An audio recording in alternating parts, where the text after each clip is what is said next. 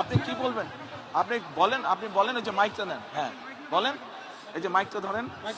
ভাইয়া আপনাকে আমি ছোটকালে দেখছি।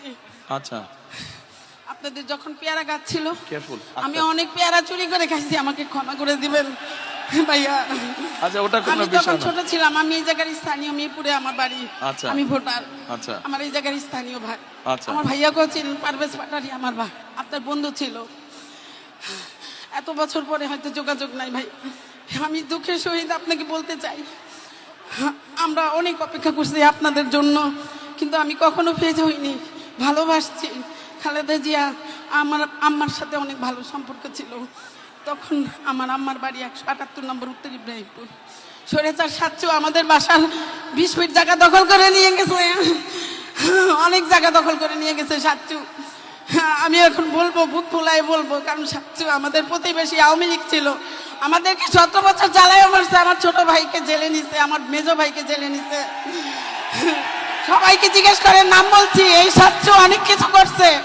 আমাদের 20 ফিট জায়গা 178 নম্বরে অনেক জায়গা দখল করে নিয়ে গেছে।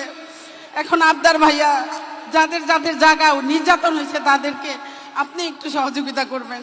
আর কোনো কিচ্ছু চাহিদা নাই আমার। আচ্ছা ঠিক আছে, বোন বসেন আপনি। আর ভাইয়া আমাদের সবাইকে আমরা যেন ভোট দিয়ে, হ্যাঁ। আমরা তো ভোট দিবই অবশ্যই, ধান ছাড়া তো আমরা কিছুই বুঝি না।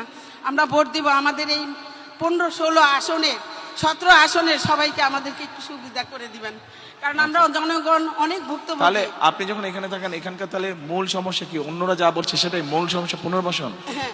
আচ্ছা ঠিক আছে। আচ্ছা বোন, ওকে। আর শুনেন, এ বোন, আপনি আপনার যেখানে থাকেন ওখানে তো অল্প একটু জায়গা আছে না? বাড়ির উঠানে জায়গা নেই? অল্প একটু জায়গা। 12 কাঠা ছিল জায়গা, 3 কাঠা নিয়ে গেছে। আচ্ছা, যেইটুক জায়গা আছে ওখানে পেয়ারা গাছ লাগাবেন। পেয়ারা হলে আমাকে এনে দিবেন। ভাইয়া ক্ষমা করে দিয়েন, অনেক পেয়ারা খাইছি আপনাদের কাছে। ঠিক আছে, ওই পেয়ারা যেটা খাইছেন আমার গাছ থেকে নিয়ে আমাকে 2টা পেয়ারা দিয়ে যাবেন, ঠিক আছে? গাছ লাগাবেন আপনি।